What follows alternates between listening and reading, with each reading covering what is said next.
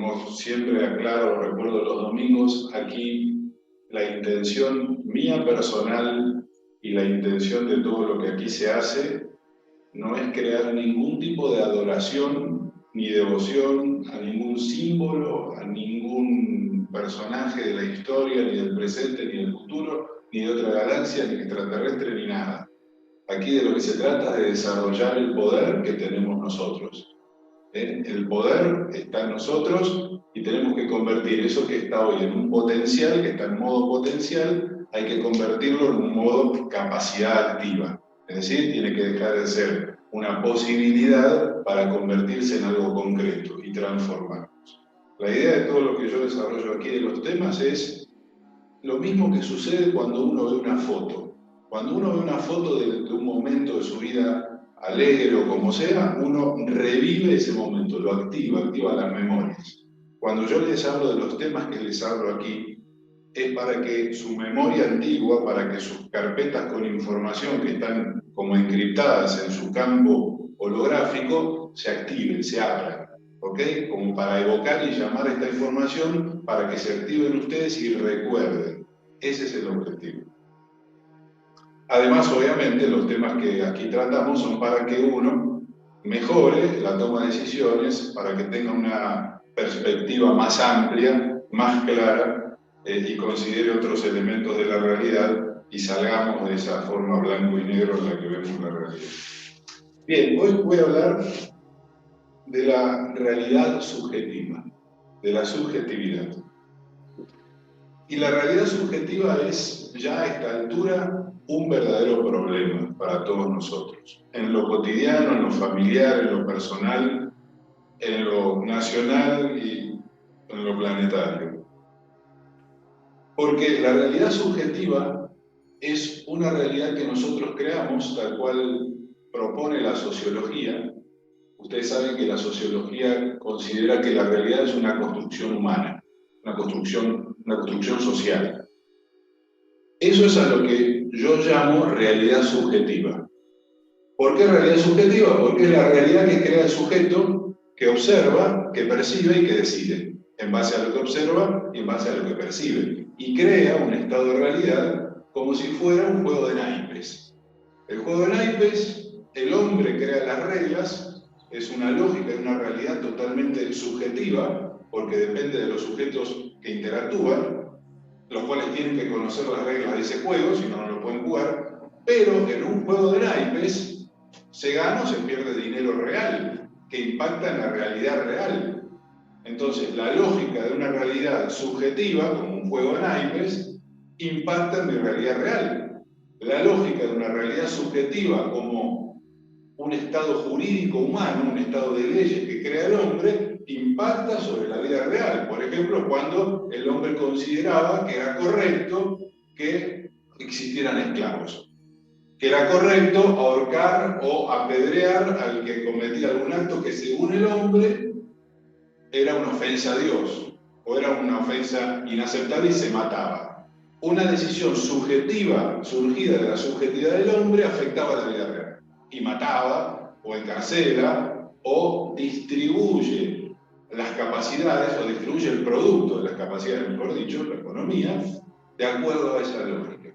Entonces, la realidad subjetiva es un tema a reparar, es un tema a detenerse y observar, porque nosotros lo usamos, esa realidad subjetiva es nuestro marco de referencia en lo colectivo y en lo individual. La realidad subjetiva es lo que acabo de explicar, es la construcción que hacemos nosotros desde nuestra interpretación, desde nuestro juicio, y si ustedes observan la historia del hombre, van a ver que la realidad del hombre, lo que el hombre consideraba justo, correcto, apropiado, fue cambiando. Sin embargo, el sol no cambió, la luna y su ciclo no cambió, los climas no cambiaron, los árboles no cambiaron. Es decir, el hombre cambia en una manera disociada con la realidad real, que es su contexto real, su marco de referencia real. El hombre va cambiando y va ensayando decisiones y eso compone una realidad paralela, desligada cada vez más de la realidad real. ¿Y cuál es el problema de esto, que parece un discurso político? Bueno, todo es política, ¿eh? Toda declaración pública es política. Entonces, en todo hay un elemento político. A mí me causa gracia cuando la gente dice, pero tú hablas de espiritualidad, ¿por qué hablas de política? Todo es política. Como decía Platón, el hombre es un animal político. Todo lo que hacemos es política, pues la política, ¿qué es? Es la acción social, la acción colectiva para el bien general, para el bien común. Jesús era un político también. Buda era un político. ¿Ok? Desde la acepción correcta de la palabra, ¿verdad? Entonces, la realidad que vamos creando como consecuencia de nuestro juicio de interpretación va sustituyendo a la realidad real. Y esto es como ocurre en las costumbres alimenticias cuando uno come algo que al cuerpo le hace daño. Entonces uno dice, ¿por qué razón uno se acostumbra y toma como correcto y como bueno algo que hace daño a uno mismo, ¿verdad? Surgen estas paradojas y estas contradicciones. Pero también hay un elemento que hay que considerar. Nada podríamos ser y hacer sin la capacidad para hacer o para hacer algo. Por ende, si tenemos la capacidad para crear una realidad subjetiva, quiere decir eso que es correcto que lo hagamos.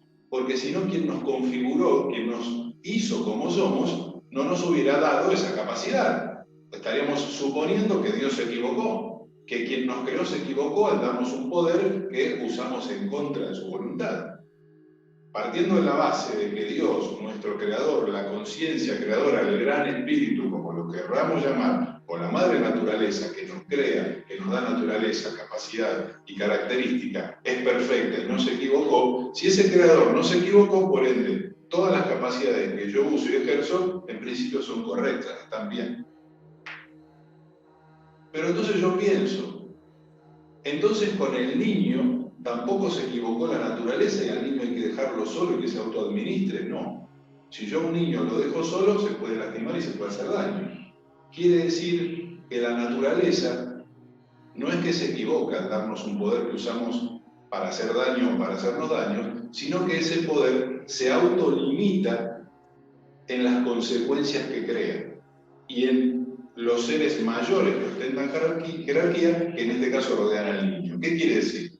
Si yo utilizo mal mis capacidades, voy a cosechar resultados negativos. Si yo como mal, me hago daño, me duele el estómago. Sin embargo, el hombre, con esta capacidad que tiene de crear subjetividad, de desarrollar e innovar, usando este poder y este potencial creador, puede seguir en esta deriva de error y en vez de comer bien, crea el omeprazol. Entonces, ¿qué hace el ser humano? En vez de comprender que está comiendo mal y que está haciendo daño a su cuerpo, a su naturaleza, y cambiar la dieta alimentaria y comer lo que el cuerpo necesita, volver a la fuente, volver a la realidad real, el hombre va y toma omeprazol. Entonces uno dice, es como redoblarle la apuesta, ¿no? Jugar al póker con la vida y querer ganarle. Está claro que no le vamos a ganar. El problema, entonces, no radica en la capacidad que tenemos para opinar. El problema no radica en la capacidad que tenemos para interpretar la realidad, porque esas capacidades, como digo, fueron dadas para que sean ejercidas. El problema radica en cuando nosotros usamos esas capacidades tomando información incompleta o incorrecta. Cuando yo juzgo una situación, no comprendiendo la situación, no informándome, no aprendiendo acerca del tema que estoy juzgando, entonces mi juicio, aunque va a ser un ejercicio válido porque tengo la capacidad para hacerlo, mi juicio va a ser incorrecto y va a crear una consecuencia incorrecta, va a crear una realidad incorrecta. Es decir, yo voy a tomar una acción, una decisión, una actitud con respecto a esa situación que juzgo que va a ser tan pobre y tan incorrecta como la información que yo tengo desde la cual tomé la decisión. Entonces, la realidad subjetiva, el problema que tiene es el juicio, y no el juicio en sí, sino el juicio fundado en información insuficiente o incorrecta. ¿Ok? Ese es el problema que estamos experimentando hoy. Porque sin duda que hoy vivimos en una realidad, como siempre ha sido, una realidad subjetiva, que está disociada de la realidad real, pero a diferencia de antes, el poder que tenemos es cada vez mayor. Es decir, antes, y si digo antes me puedo ir hasta la Edad Media si quieren, o hasta la Edad Antigua, el hombre era mucho más supersticioso que ahora. Y era mucho más supersticioso o religioso porque su capacidad de superar a los retos que la naturaleza y la vida, la realidad real le imponía, era inferior a la que hoy es. Es decir, imagínense un tipo que en la Edad Media vivía sin medicamentos, sin omeprazol. Entonces se comía algo que le hacía mal y le dolía el estómago. No había omeprazol, no había químicos que le evitaran el dolor. Entonces su relación con la realidad real era más cercana. Si como mal me hace daño y esto me puede matar. Y no hay medicamento, no hay médico, no hay remedio, no hay tecnología que me libere de esta mala decisión, de este juicio incorrecto. Pero conforme avanzamos con la tecnología, tenemos recursos artificiales que nos permiten disociarnos y neutralizar el régimen o el imperio que ejerce la naturaleza sobre nosotros. Entonces, conforme fuimos avanzando en la tecnología y en el desarrollo de la inteligencia humana, fuimos disociándonos, desnaturalizándonos de la realidad. Y cuando digo la realidad, no me refiero solo al cuerpo y su mecanismo biológico, como digo, la alimentación. Me refiero también a la realidad espiritual y a la realidad divina, porque también nos disociamos de Dios. En la época en que el hombre comía mal, le dolía el estómago y la pasaba muy mal porque no existían medicamentos, o porque no había medicamentos al alcance, el hombre ¿qué hacía? Caía en la superstición. Buscaba un poder sobrenatural y superior.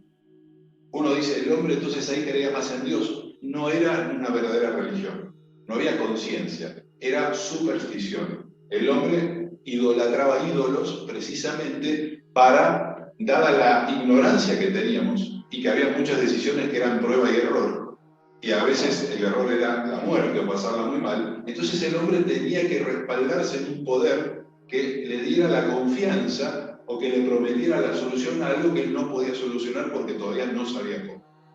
A medida que el hombre fue avanzando entonces en la tecnología y en el desarrollo del producto de su inteligencia, fue no solo disociándose de la naturaleza, de la biología planetaria y de sus ciclos, sino que se fue disociando de Dios, fue abandonando a Dios. Ya no necesitaba a ese Dios que era el producto de la superstición, a ese poder mágico al cual uno le rendía tributos y a cambio uno decía me va a dar protección, me va a sanar, me va a devolver la salud. El hombre se fue disociando de todo eso, creando una realidad subjetiva en la cual Dios y la naturaleza están ausentes. Fíjense hoy que el ejemplo más claro es que el hombre hoy ya, en la cuestión de género, no considera lo que el cuerpo le dice en cuanto al género. Ya ni siquiera importa eso. Bien.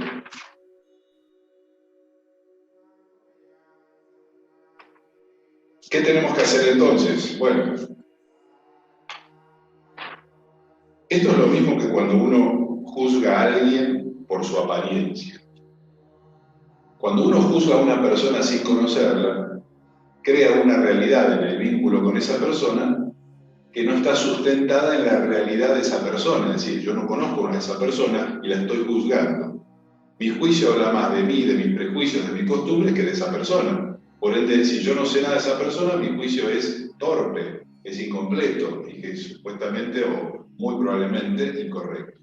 Pero a medida que yo convivo y conozco a esa persona, voy a ir mejorando la calidad de mi juicio. No voy a dejar de juzgar. Voy a mejorar la calidad de mi juicio. Conforme yo conozco a una persona, mi juicio acerca de esa persona y por ende mi manera y mi modo de relacionarme con esa persona va a ir cambiando. Bien, ese es el poder que tiene el saber. Eso es la clave en la abundancia y en recuperar el camino hacia la plenitud, una vida en armonía, una vida en perfección. Y uno dice, bueno, pero la perfección no es acaso una utopía, la perfección no es acaso un anhelo inalcanzable como querer llegar al horizonte. En realidad no, eso es una subjetividad, eso es un falso paradigma. que hace que uno desista de buscar la perfección. En realidad la perfección es lo que viene dado por naturaleza. Ahora, si yo miro un león en su estado natural y digo que es asesino, entonces mi juicio es imperfecto. Y mi juicio es condenatorio del león. Y mi juicio es peyorativo, porque es subjetivo. Desde mi visión y perspectiva, el león es malo porque es asesino. Pero si yo pienso que el león no se creó a sí mismo, que el león guarda una perfecta coherencia con el reino animal y el mundo en el que vive y en el que existe, y sostiene un equilibrio, etcétera, etcétera, entonces ya mi juicio va cambiando. Una persona que nunca ha tenido contacto con la naturaleza se enfrenta a la naturaleza y va a tener un juicio de la naturaleza muy subjetivo. Y lo más probable es que quiera pavimentar toda la selva y crear concreto en toda la selva para que esté todo limpio y sin insectos. Pero un ecologista, un científico biólogo que estudia la naturaleza, que se mete en la naturaleza, que convive con los gorilas, que convive con los animales, termina amando porque termina distinguiendo la perfección que hay en la naturaleza y uno se maravilla. Uno se maravilla de la armonía, que es perfección, que hay en la naturaleza. Cuando uno puede ver esa armonía, entonces uno se enamora. ¿Qué quiere decir? Uno crea una relación de coherencia y armonía con eso que observa. Le puede dar sentido y uno puede identificarse con esa armonía.